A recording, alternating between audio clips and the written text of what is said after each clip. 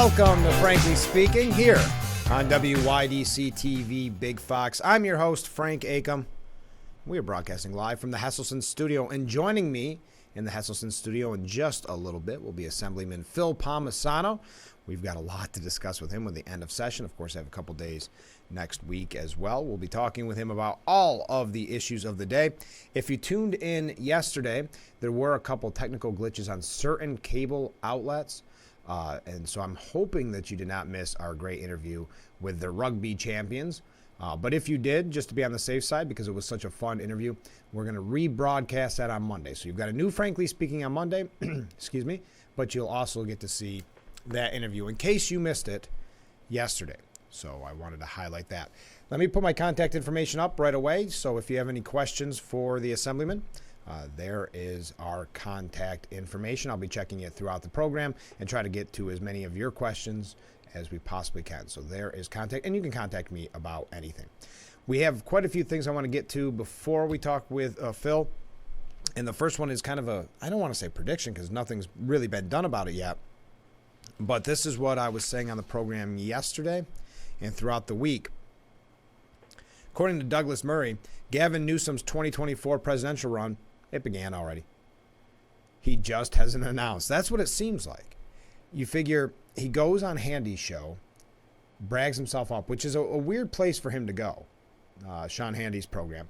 The governor of California did some work of his own, it says here, as the president was getting that root canal surgery and his wife was out fundraising and the vice president was out fundraising, as well as making an announcement about a new gun law he had on Sean Hannity. That was the interview I was mentioning. There's no reason why any Democrat governor would put himself up to that, to go on Fox News with Sean Hannity, if he wasn't aimed at that top prize. Again, this is what I've been saying for a couple of weeks now. Newsom used the time he had and splashed all over social media afterwards his version of what a wonderful job he's done in California. And I'm not going to go through all the stats and the things he said about California, and he says he wants to debate DeSantis and the like, but he's a little too active in the media. Now, we know that he's wanted to run in the past, that really his goal is the presidency, or at least to run for the presidency. Biden is kind of fly in the ointment here. So is he looking for a scenario where maybe Biden says, you know what, I'm going to step down, but he can't do that because then it's got to be Harris. I don't know. It's interesting, but he definitely sees some type of lane there. Otherwise, why would he be so active the way he is? Just kind of reiterating what I said earlier in the week, and I wanted to highlight that. Okay, before we go to break, I wanted to mention a couple of things because there's a deadline on both of them. First of all, don't forget about the Rotary Club online auction. We had Dr. Dale Wexel on last week to promote the online auction. This goes to help an amazing organization.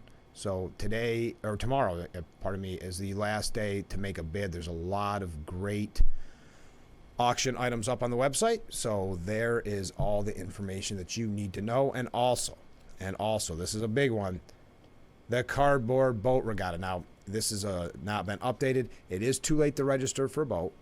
That's okay. Go and have fun. See everybody from Fox News. See the staff from us here at Fox, Big Fox, and say hi. Say, hey, I listen to Frankly Speaking. Give me some free swag. They're going to be there, and we're going to cover the Cardboard Boat Regatta. You'll see it, and I'll make sure to highlight it when we'll be broadcasting the coverage of the Cardboard Boat Regatta. That's a fun event if you've never been, so I highly recommend it. Wanted to mention those just in case we ran out of time as soon as Phil gets here. I know we've got a lot to talk about, so I didn't want to forget to highlight those two very important events taking place tomorrow. All right, let's take a short break. We'll be back with Frankly Speaking here on WYDC TV, Big Fox. Stay with us.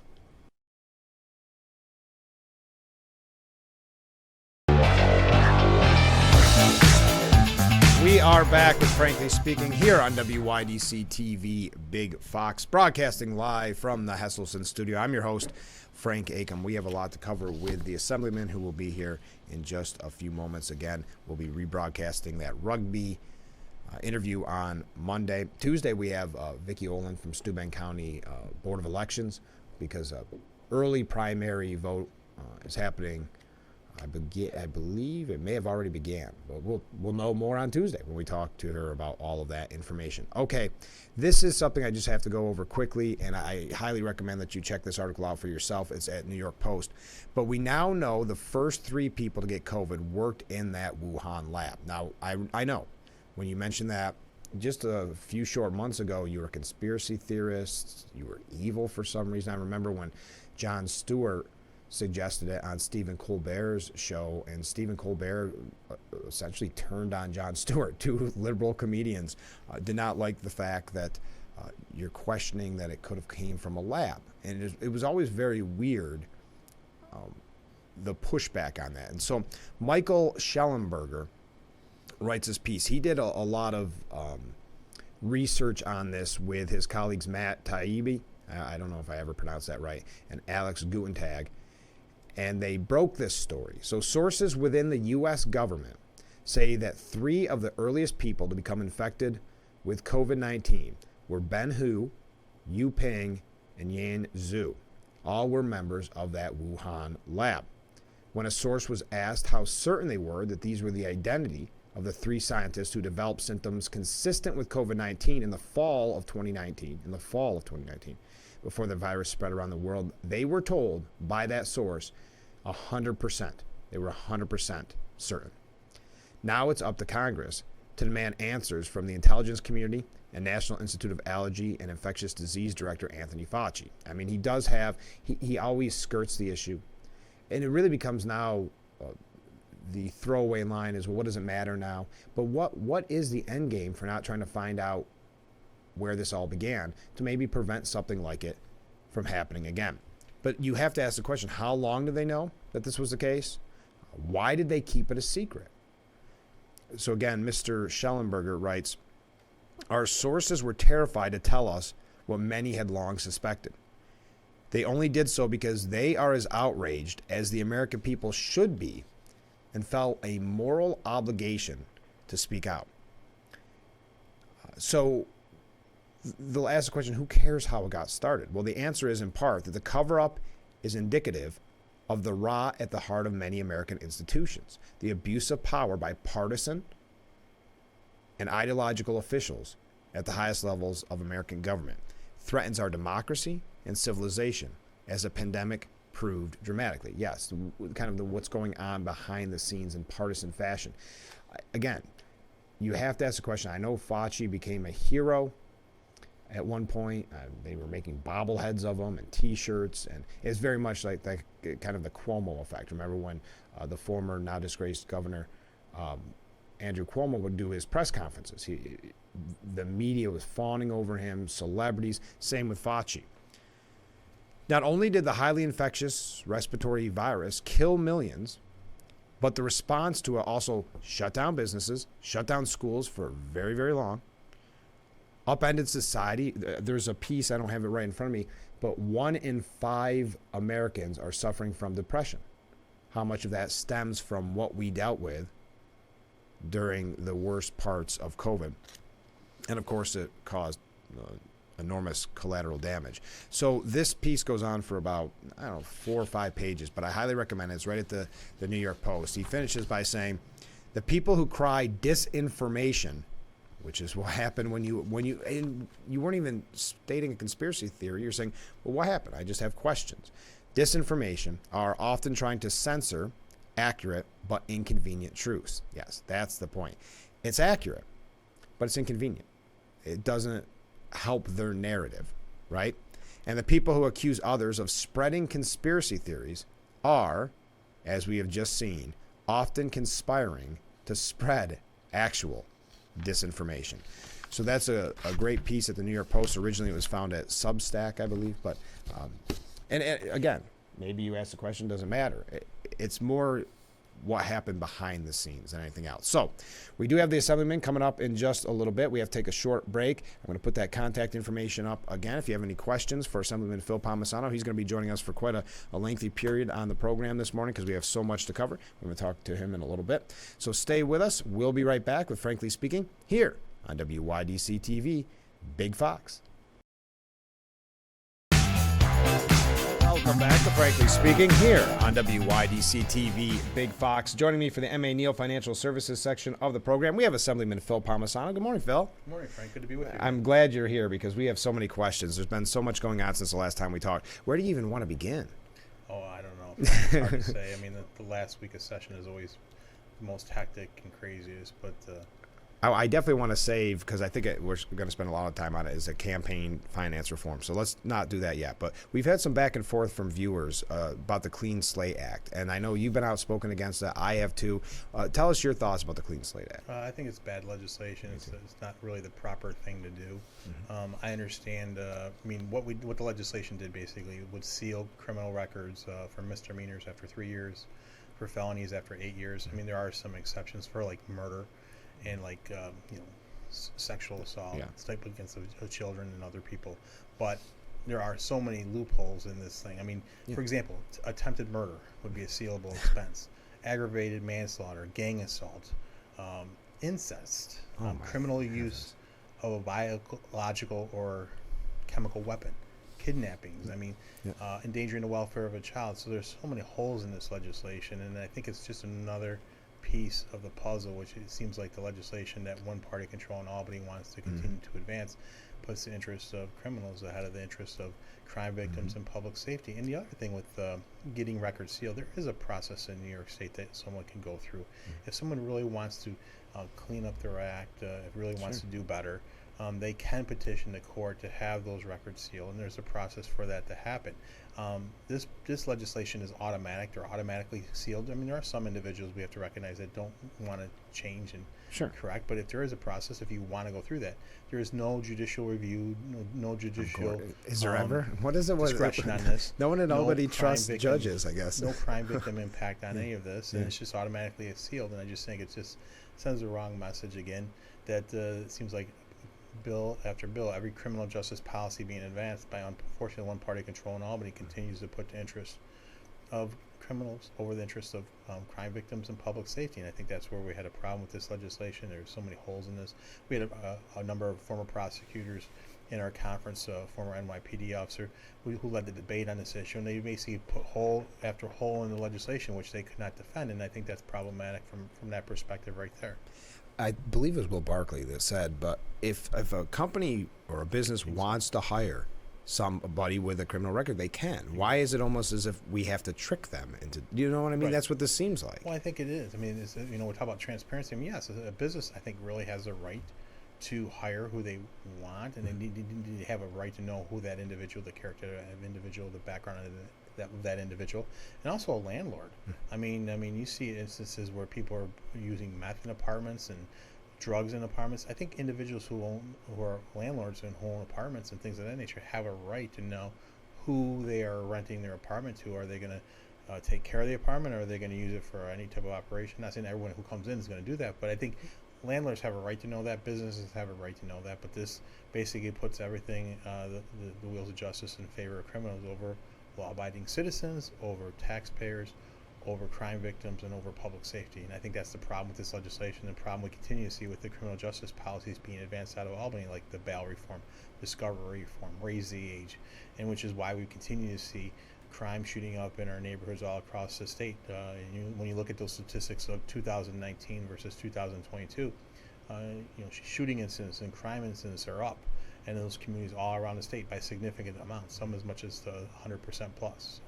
Well, it is terrifying when you start putting it all together to see how much, and I know we've said it a million times, but where we're coddling the criminals and we're tying the hands of law enforcement. Well, that's what we see all over and over again.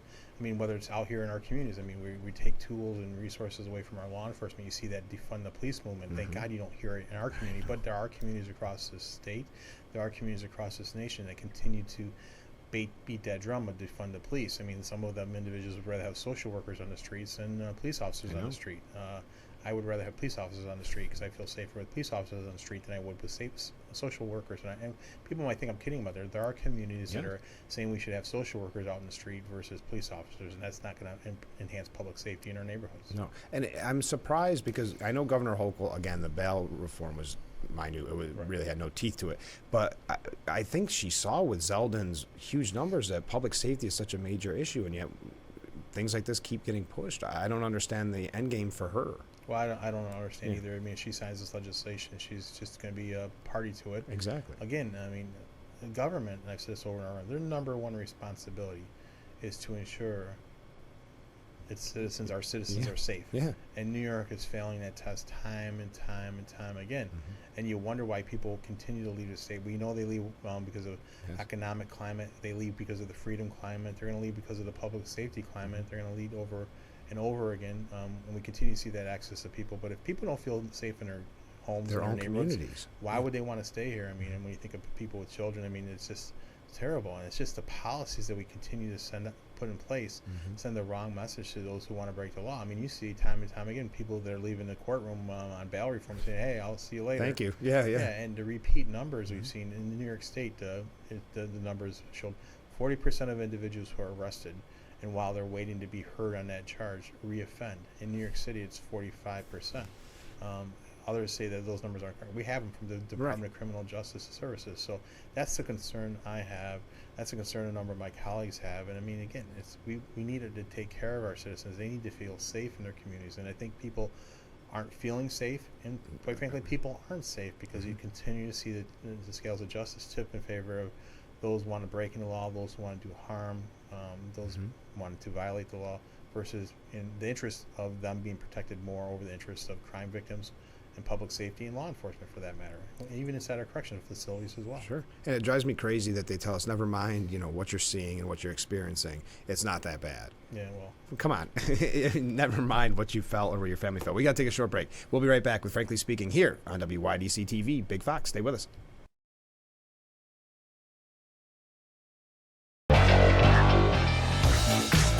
Welcome back to Frankly Speaking here on WYDC TV Big Fox. This is the M.A. Neal Financial Services section of our program, and we are being joined by Assemblyman Phil Palmisano. Phil, thanks again for being on the program because we have so many questions. I want to talk about taxpayer-funded campaigns because you and I have talked about it a lot in the past, and I honestly think people almost think we're making it up. It's so bad.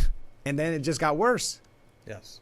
So explain what we're seeing with the changes to the taxpayer-funded campaigns. Well, just to give a little bit of background, several years ago, under one-party control in Albany, the legislature and the governor, in their fine wisdom, decided that taxpayers should be using their hard-earned tax dollars to support candidates in their campaigns. And I was adamantly opposed to that, still am. I mean, listen, the system we have is not perfect, but it's a voluntary That doesn't system. fix it. Right, it's a voluntary system. It was a voluntary system. So if someone wanted to support my campaign or someone wants to support a candidate like AOC's campaign, they can use their own money to do so. But why should the taxpayers' money of Steuben County go to fund a candidate whose views they totally or diametrically opposed? Why should someone who's totally opposed to my campaign and my views have to have their taxpayer dollars go to fund my campaign if I participate in the system? I just think it's wrong. So when they passed it, estimated it was about $100 million once it was fully up and working. And what they did is they wanted to try to get big money out of politics. So basically they said for every donation of up to $250, it's matched. The first $50 is matched at 12 to 1. The next 100 is matched at 9 to 1. And the last 100 is matched at 8 to 1. So for a $250 donation, you get the equivalent of $2,300 in taxpayer-funded campaigns. So that $250 donation turned into a $2,550 donation. And so, but any donation over 251, then you weren't eligible. So now what the Democrats in one-party control passed in Albany is they said now every dollar up to the first 250 is matchable. So if someone gives $10,000, that $10,000 from that CEO or that business person, whoever it may be, is still matchable now at $2,500. Versus whereas before it wouldn't be. Right. So that's one. That's just one like problem. Insult to injury. It is insult to injury. Yeah. And my thinking is, wouldn't you rather have $100+ million spent on fixing your local roads and bridges? Yes. Wouldn't you rather have $100 million for your schools or your libraries or to support veterans or seniors programs? Or wouldn't you rather have the $100 million? Here's the thing: give some tax break to our businesses who were crushed under the COVID lockdowns, but yet still are now they're being penalized under the unemployment surcharge. Let's provide some relief to them. And the thing is, I think it ends up benefiting the incumbent. It doesn't. It will. Yeah. It absolutely benefit the incumbent because what they did is the changes they made would favor them because they were concerned because they were getting primaries from New York City, some of them from the socialist wing of the party, some of them who are in already who are socialist wing of the party. They want to protect the incumbency. So they changed the levels about the amount of money you have to raise through the program at the beginning, the number of donations you have to have. So that's going to favor an incumbent over a challenger anyway. So you make all these changes, and it's not going to make the program any better. And all the advocates who were supportive of it came out in opposition to it. And the thing I wanted to bring up during the debate that I think is important for listeners to understand, this is like an entitlement program. Once you're, and this is what I got the sponsor of the bill to admit, once you're in the program, you're in. So granted, people have to enter and come in the program, but if we get, it could be $100 million, it could be $200 million. I mean, New York City is very expensive. So as more and more people find about this program, they can say, I can get matched up to, in the assembly, $145,000 for a primary, and another $145,000 for a general. Same thing for $175,000. I think it's $300,000+ for a state Senate candidate, and then you get into the statewide candidates. It's an exorbitant amount of money. But if you're in this program, you're in. And so now, if we got a budget deficit, which we're looking at, they just came out with estimates, we're looking at a $36 billion budget deficit over the next 3 years. I believe next year alone is like $9+ billion. So when we're looking at our budget numbers, and this is what the sponsor said, we will look at the budget when it gets to it. But I wanted to point out, if we got $100 or $200 million come into this program, can we cut that program? No, we cannot, because once you're in, you're in. We're committed to funding that program. In fact, now they're paying the payouts earlier. So now we'd have to look at the table. We can't cut taxpayer-funded campaigns. We'd have to look at cutting education. We can't cut taxpayer-funded campaigns. We have to look at cutting funding to our libraries, to our roads and bridges, to our communities, to our seniors, to our veterans. I mean, these are two of our most vulnerable citizens, like the developmentally disabled. That's where we would be able to cut, but we would not be able to cut funding for campaigns and with taxpayer dollars going toward the campaigns. I just think it's wrong, misplaced priorities once again, and I just think it sends the wrong message, and we shouldn't be using taxpayer dollars to fund campaigns. It should be a voluntary system. If you want to donate to someone, you donate. If you don't, you don't. But your tax dollars shouldn't be going to fund political campaigns for political candidates and elected officials, especially those who you might disagree with on political opposed issues. To. Yes, and you think of all the money that we spend in taxes in the state, and it's one of the major issues, public safety and taxes, right? And that's why I think it's flown under the radar, because people should be outraged that our tax-paying dollars are going to politicians that we can 100% disagree with. You mentioned AOC. I don't want to donate to AOC, but yet I essentially am. Yeah, essentially, maybe because she's federal, not maybe, right. But anyone with her mindset, yes. And there are a number of people in the state legislature with her mindset. But there are self-proclaimed Democratic socialists in the New York State Assembly and Senate. They continue to they primary their own, take out their own. I mean, the former author of the SAFE Act and bail reform was taken out by a Democratic socialist because that individual apparently wasn't socialist or progressive enough. That's what we're continuing to see, and that they get that lock hold on the party, and it really makes that party go to law. And you saw with the budget negotiation, Governor Hochul caved.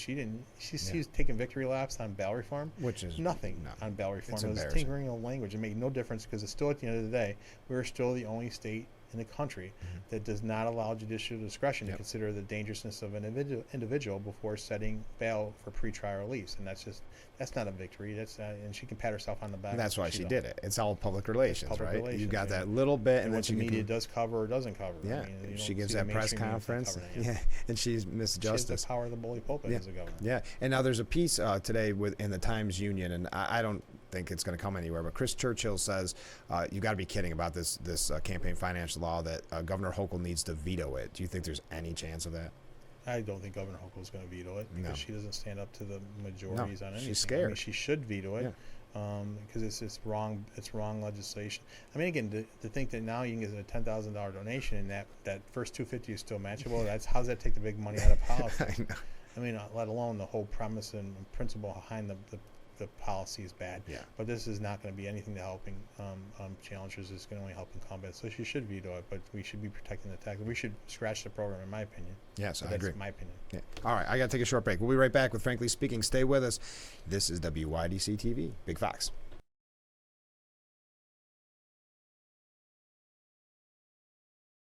Welcome back to Frankly Speaking here on WYDC TV, Big Fox. I'm your host, Frank Acom. This is the M.A. Neal Financial Services section of our program, and we're being joined by Assemblyman Phil Palmisano. Phil, we're talking about taxpayer-funded campaigns, and I know there was also a lot of election law changes. Could you kind of fill us in? Yes, in the last week of session, the Democrat majorities in the Assembly and on the Senate side decided to advance so-called election law reform. Four pieces of, that's a good number one. The four pieces of legislation. I'll start out with number one. Okay. The assembly majorities, Democratic majorities in Albany, because they feel there's not enough voter participation. They decided they think they can change that by what they're doing is they're changing and moving all odd year elections for candidates to the even year. So that would mean your county legislators, your town board members, your town supervisors, people like that would now be running in an even year. But it doesn't. They say, well, it's going to save money, but it doesn't change the fact that your county judges, your county candidates would still have to run in the odd year. They can't change that because of some constitutional issues. But they're moving all the other ones to the even year.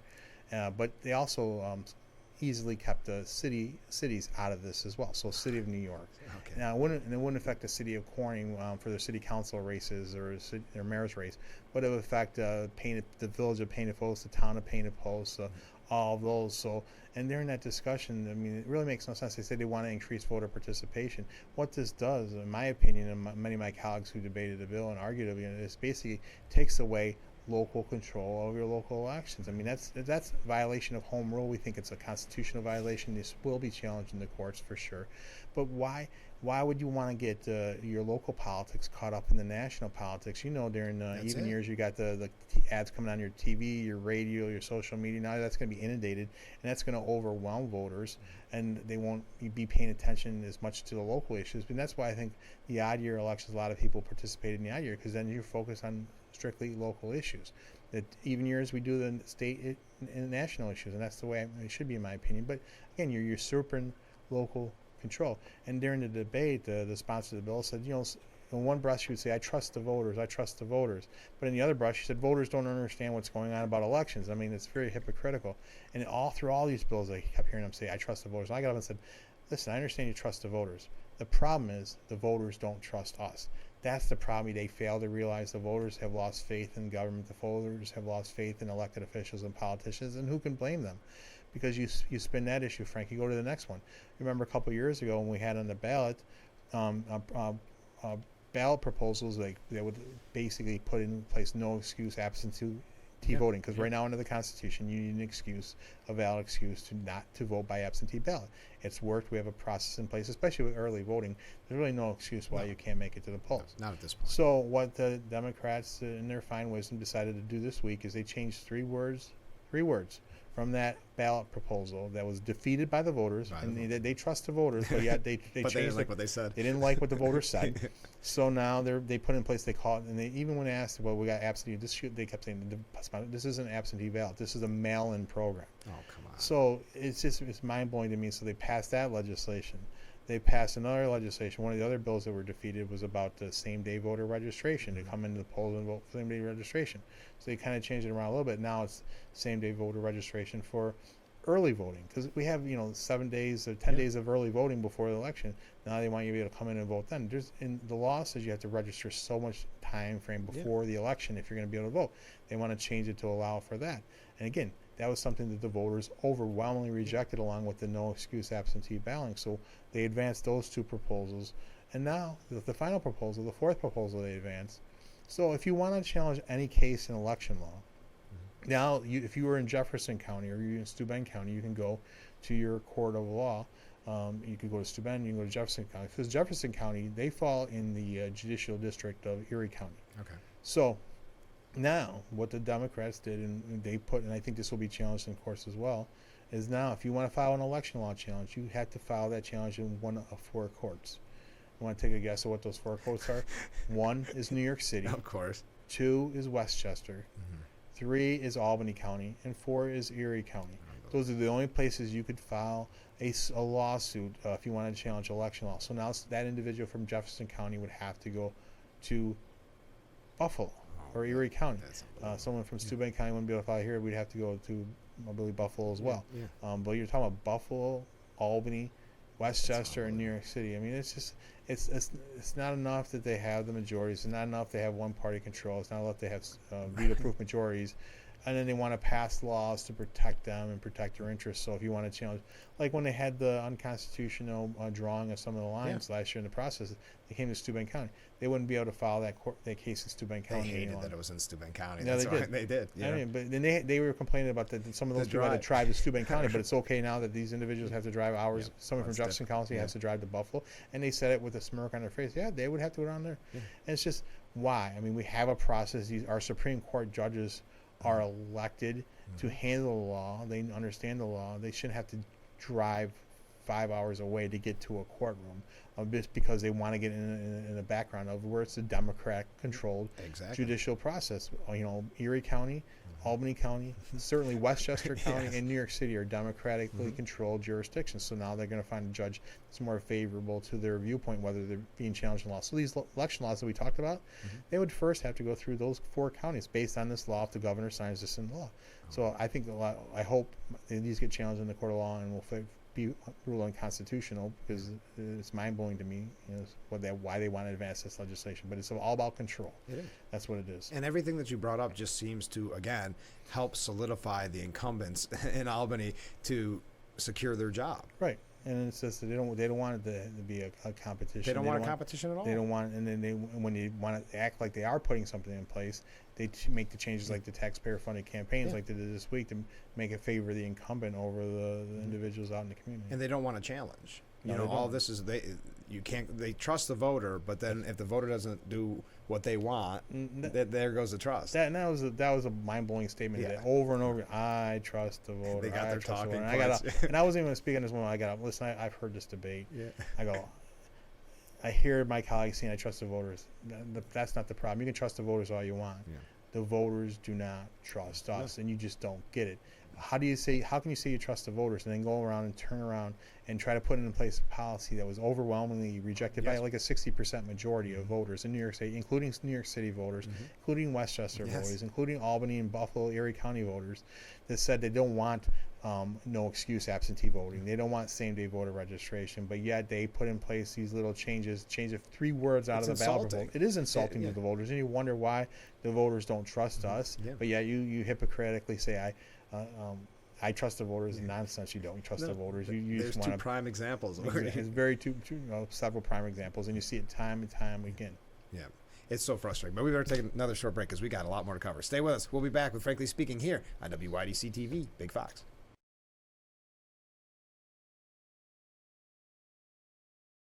We are back with Frankly Speaking here on WYDC TV, Big Fox. I'm your host, Frank Acom. I'm being joined by Assemblyman Phil Palmisano. Before we move on to another topic, Phil, I wanted to go a little bit more about the election law changes.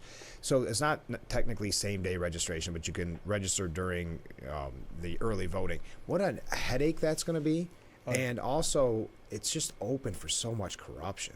Yes, I mean, I think the same-day voter registration, which again was overwhelmingly rejected by voters. For good reason. Yes, for good reason. This would basically implement it during the early voting period.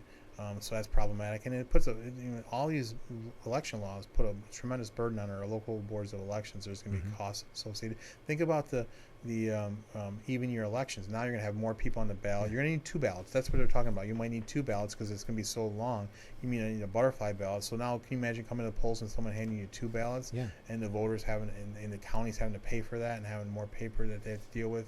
And we struggle to get election workers now to participate. It's just they're gonna be overwhelmed in these even year elections. I mean, it's gonna be problematic, and we're not getting rid of the odd year elections because again, for these county races, the county judges, the county clerks, they can't change. They have to stay in those even years, so we can't change them. And you're still gonna have like the city of Corning, city of Cornell, the city of Rochester, city of New York, and ironically, how ironic the city of New York is not included. Of course. Part of the reason is that some of these guys, when they leave the city council, they come to the assembly and they run in the assembly year, they run for the city council in the odd year. They don't have to risk their assembly seat to run for the city council.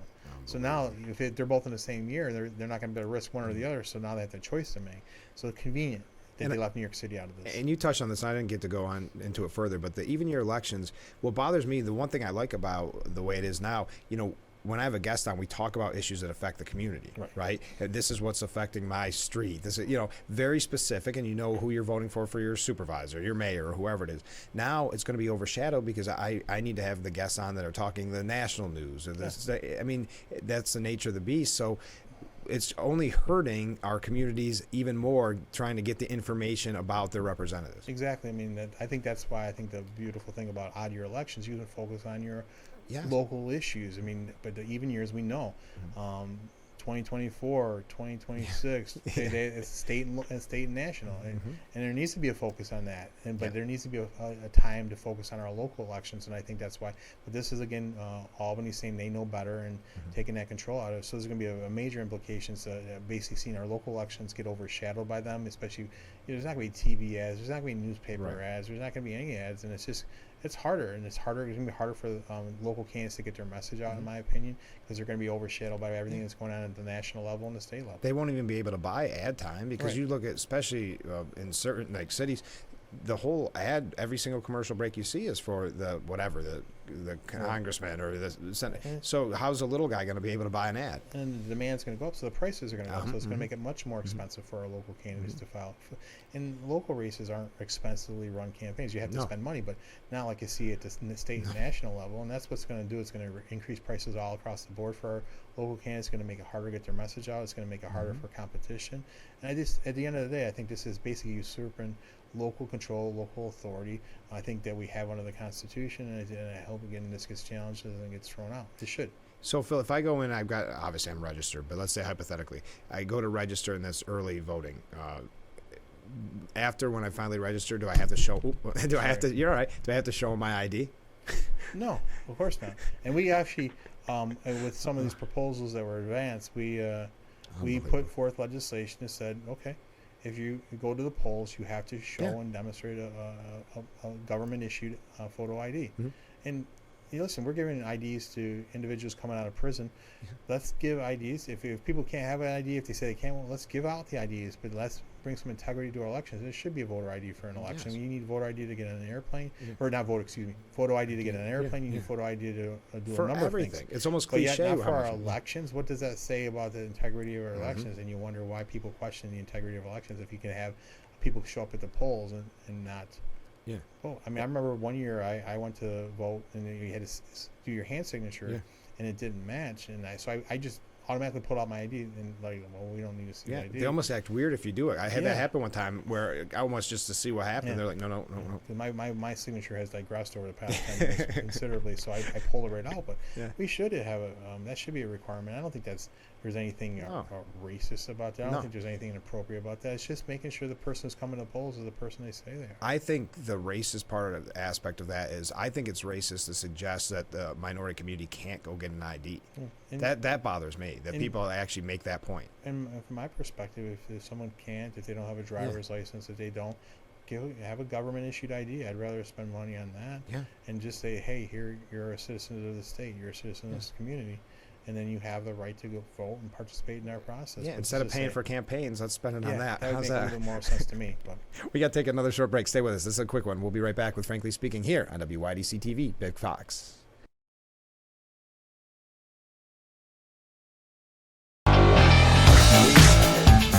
Levels there. We're back with Frankly Speaking here on WYDC TV, Big Fox. We have so much left to cover and so little time, Phil, so let's get right to it. We've talked about it on the program. It was a disaster when they tried in California, but what's with the reparations panel?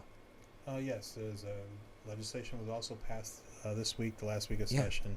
And not the last week. We have to go back next week because the Democrats left because there's a whole other process. Bonus 2 days. So we have to go back up. Yes, a bonus 2 days if you want to look at it that way. Yes, they passed legislation to create a commission dealing with reparations. Yeah.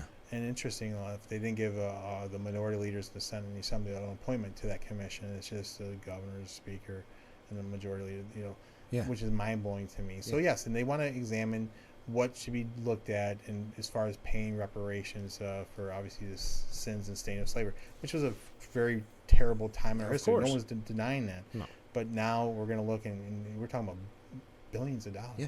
When Gavin Newsom, when they did it in California, says we can't do this, Gavin Newsom didn't want to go against it. Right. So I mean, what are we gonna? Because what did theirs turn out to be? Something like $800 billion Yeah. or something. Where's this money? I mean, one of my colleagues got on the floor talking about it, saying, "You owe me. Yeah. Wow. You owe me." Wow. Listen, This just divides no us one- more, Phil. It is. I mean, but where's the money going to come Right, from? right. We talked about it. We taxpayer-funded campaigns. You can't cut from that. No. We're going to have to cut from somebody, and we're looking at a $36 billion budget deficit over the next 3 years. I mean, businesses are continuing to leave. Families continue to leave. They're just going to increase taxes on their wealthy, and they already pay more. We can get into that. This is just, it's political, and it's not going to solve anything. It's political, and I think it just divides us even more, It which we divides saw us in even California. This is about division. I mean, we want people to be, we want to be unified. We want to celebrate our diversity and our strengths. We should be celebrating our diversity and strengths.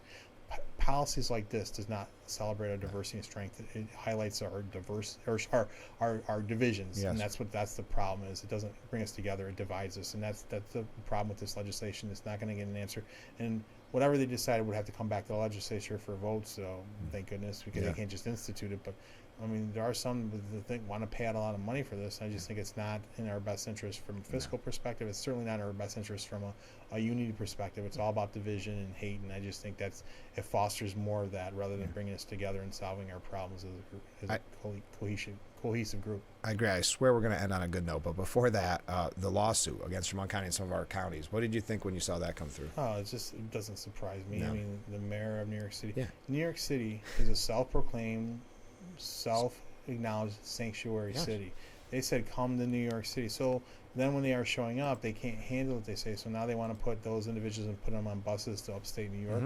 We don't have the tools and resources. We don't If have they the can't handle it, infrastructure. how are we supposed to handle it? Addison Corning going to handle And it? yet, in the budget, they got $1 billion from the governor that she pushed for to provide them that assistance. But at the same time, the governor took away $640 million from our counties, swiping federal Medicaid dollars that were supposed to come from the federal government to our counties, but it has to pass through the state. The governor's swiping it. And where was Senator Schumer and Senator Gillibrand to stand up to that? They were all eerily quiet. That money is for the counties, but yet they didn't stand up to the governor. They didn't call her. So the governor swipes that $640 million. Now these people are going to come and be on our communities and use up our resources, whether the medical resources, any infrastructure, social services resources, which is paid for by the county property taxpayer. And even with that $640 million swipe, we're talking about increase in property taxes somewhere from 7 to 14%. So the fact that now they're going to get the $1 billion and then ship them upstate, I mean, so they're going to ease their burden, but put a higher burden on our upstate communities, which we don't have the infrastructure and resources and the service network to support, which is problematic. So, I mean, I think I commend our upstate counties for declaring the emergency, at least to send a message to their voters where they stand.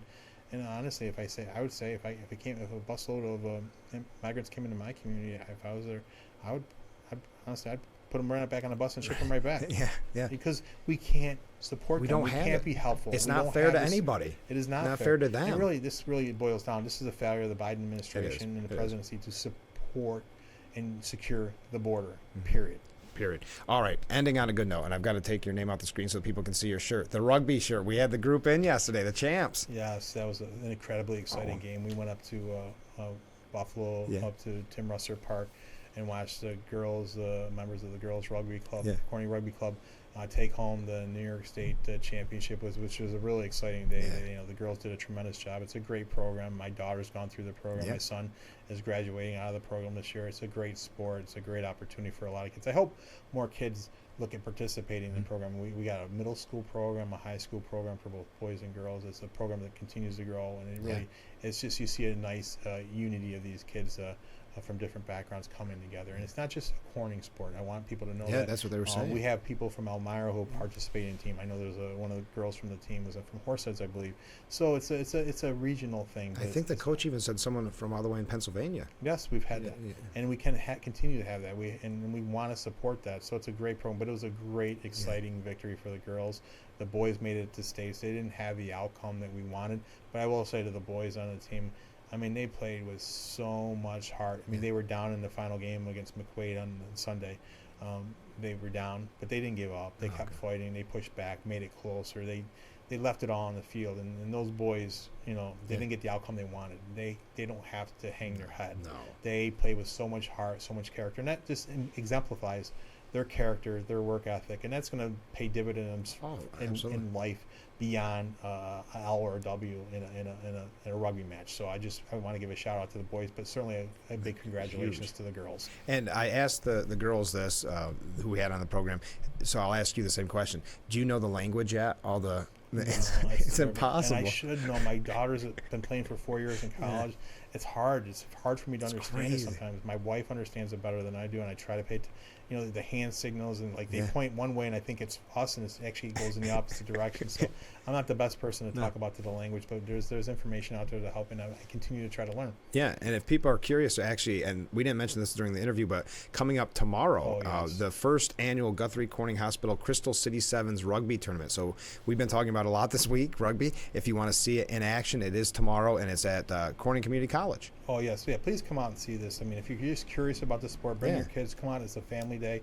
We have 2 teams from Corning. We have 2 teams from Fairport, Syracuse, Albany. So we have a number of teams. It's just for the men, the boys, because we can't get enough girls teams. But it's going to be an exciting day, and it's going to be see the first award winner of this championship. But it's a great sport, so it's a fun-filled, action-packed day up at Corning Community College, who have been a great partner with us as well. And it's a great opportunity for Corning Community College to have 100+ kids running around on the campus. So, it's a good chance to get some kids looking at Corning Community College as well. But it came together great. But this is going to be a really exciting day and the culmination of the rugby season. And then next week, the rugby club has their end of season get-together. Where they get together and celebrate and give out year-end awards. And it's just a kind of a gathering of the parents and the team and the coaches. And we have great coaching coaching volunteers who put the time and dedication into supporting our kids, and it's a great parents operation to help support the program, because it's a not-for-profit organization. So just a shout out both to the girls for their success, the boys for their hard work, and leaving it all on the field at the end of the season. They certainly did. And come on out and see the starts tomorrow at 10. Starts tomorrow at 10 up at Corning Community College. Come on out. You'll enjoy it. You won't regret coming to it. Thanks, Phil. I'm completely out of time. Thanks for being on the show and giving us so much time this morning. My pleasure. All right, we'll talk to you soon. We'll be back with Frankly Speaking on Monday at 7 a.m., and we'll be talking with the rugby champs again, so tune in then. I look forward to it already. Hi, I'm Frank Acom. Thanks for checking out our YouTube page. We'll be uploading each edition of Frankly Speaking 1 week after the original air date. So, let me remind you to watch the live version of Frankly Speaking, weekday mornings starting at 7, only on WYDC TV, Big Fox.